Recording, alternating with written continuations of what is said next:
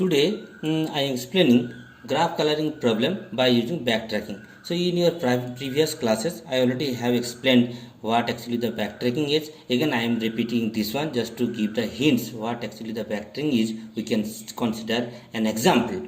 So consider a situation that you have three boxes in front of you and only one of them has a gold coin in it, but you do not know which one.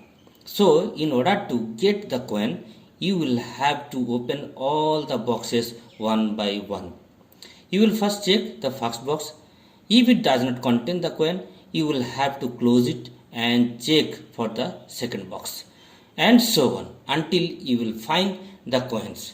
So then, what it is saying that this is what backtracking is, that is solving all sub problems one by one in order to reach the best possible solution. So solving all the sub problems one by one in order to reach the best possible solution, or you can say incrementally builds candidates. And in this case used to solve constraint satisfaction problem, that means each and every step or each and every part. Okay, so there is a constant and you have to satisfy all the constraint that are imposed in this problem, and this is solved by using recursive approach. Now we can consider an example that in this case that this is the state space tree with respect to the backtracking. Now this is the starting point and this is the solution. Okay, and these are the so many alternatives or possibilities are there. So now so many directions you can go forward. So in this case you can go forward to this direction, you can go forward to this direction.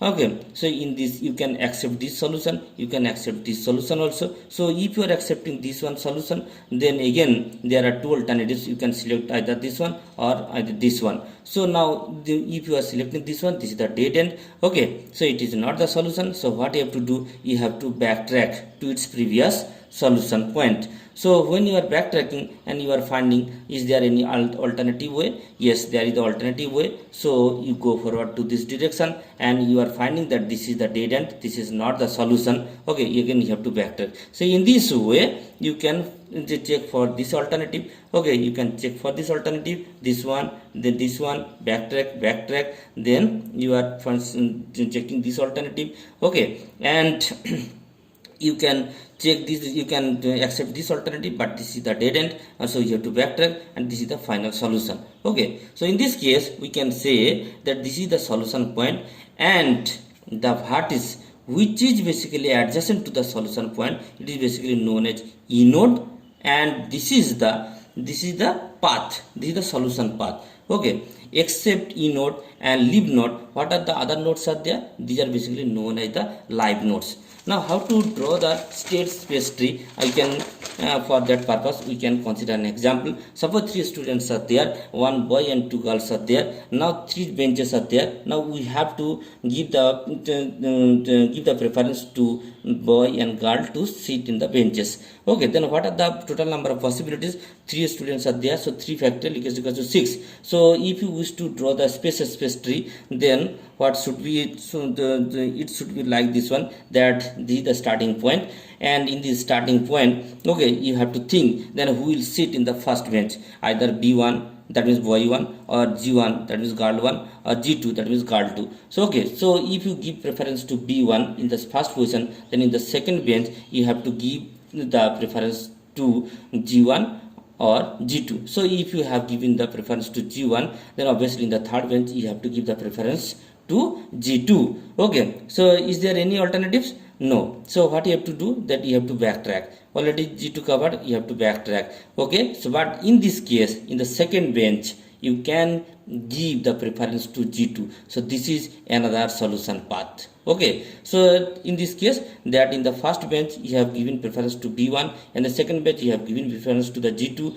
and in the third bench you have given preference to G1. Okay, so this is another solution path. In this way you backtrack, in this way you backtrack and backtrack. In the first bench you can give the preference to G1. So when you are giving the preference to G1, this is another solution path exists.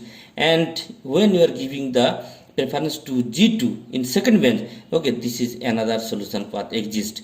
and again it is backtracking. Also you can give the preference to G2 in the first bench. Okay, so when you are giving the preference to G2 in the first bench or first chair, then obviously in the second bench either you have to give the preference to B1 or G1. So if you give the preference to B1, then obviously in the third bench G1 will be there. So G2, B1, G1, this is one solution path and this is another solution path. So how many solution paths are there? 6 solution paths are there.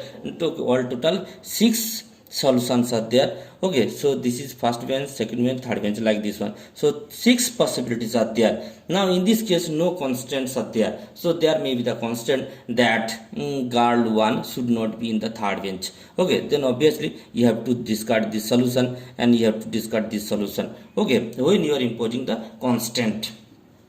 Now we are focusing on graph coloring problem. So in graph coloring problem, what is happening that we are basically considering an undirected graph. First of all, we are considering an undirected graph, and next what you have to do, you have to color each and every vertex of the graph. The how to color? There is a constant. What is the constant? That no two adjacent vertices are colored with the same color. That means if you consider this graph, then vertex 1, vertex 2, vertex 3. Okay, so when you are giving the color to vertex 1, red color, then red color should not be in vertex 2, red color should not be in vertex 3. Okay, so that means in this case you have to use 3 color: green, red, green, blue, red, green, blue, red, green, blue, red, green, blue, like there. But the thing is that between two adjacent vertex there should not be same color. Between two adjacent vertex there should not be same color. So in this case at least you have to select 3 different color. But if you consider this graph, then by using 2 different color you can color each and every vertices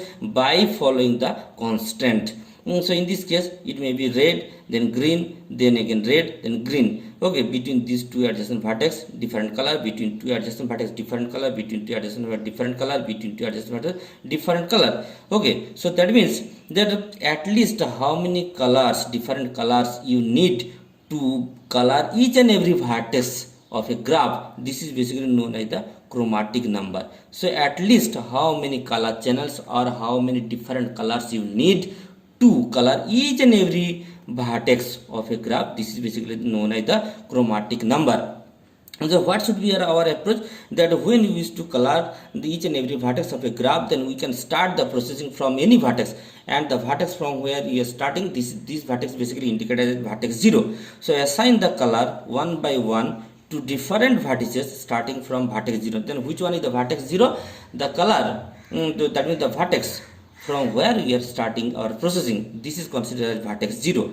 Now check color of the adjacent vertex. Check color of the adjacent vertex. If the color is same, so you have the color red and you wish to color this vertex, and when you are finding that the adjacent vertex has red, the adjacent vertex has red, then you can't give the color of this vertex as red. So check the color of the adjacent vertex. If color is same, this is basically dead end, and when it is dead end, that means you have to backtrack here. Okay, and backtrack and change the color. Second alternative. Okay, third alternative, fourth alternative. So if all the vertices have distinct color, then return success. Okay, so we can consider a complex graph. So this is a complex graph. So where you have 3 color channels are there and number of vertices equals to 10. So now if we are considering this is the starting point, so in the starting point we can give any color, either red or green or blue. So for the timing we are considering that we are giving the color to this vertex as green.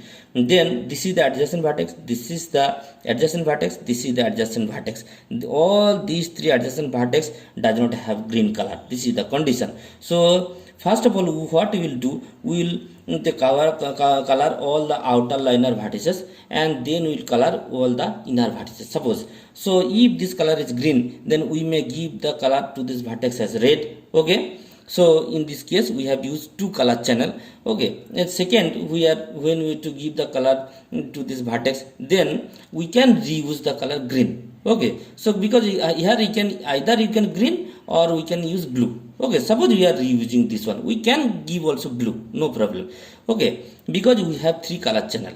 Okay, so now red and this is green, in the same way it is red. So now in this case when you are to give the color, then this vertex has red color, this vertex has green color. So this vertex does not have either red or green, so we have to find for some another alternative color. This is blue. Okay, now we used to color all the inner vertices. Okay, so in this case what we are doing, suppose this vertex we have to color. So this is the adjacent vertex of this vertex. Okay, in this case, okay, this is green, so this may be blue or red, this may be blue or red. So for the timing we have given this color as red, no problem. So when the color of the vertex is red, then in this case we can use blue because it is green and red. This is red and blue, this is blue, green, and as well as when it is blue. Okay, so in this case what we can do, we can use green. Okay, then this is blue and this is green. Okay, so or red. So suppose we are giving red, so when it is red, then you have to give this the color of this vertex as green. Okay, then this is blue, red, red, green, green, red. Between two adjacent vertices there is no same color. Okay, in this way you can color all the vertices. Now what is the algorithm of graph coloring? So we are using M coloring algorithm. So in M coloring algorithm, basically it is dividing into two parts. In the first part M coloring, okay, this is basically the recursive call. That means we are starting from vertex 1, then we used to color to vertex 2, then we used to color vertex 3, then vertex 4, vertex 5, like this one.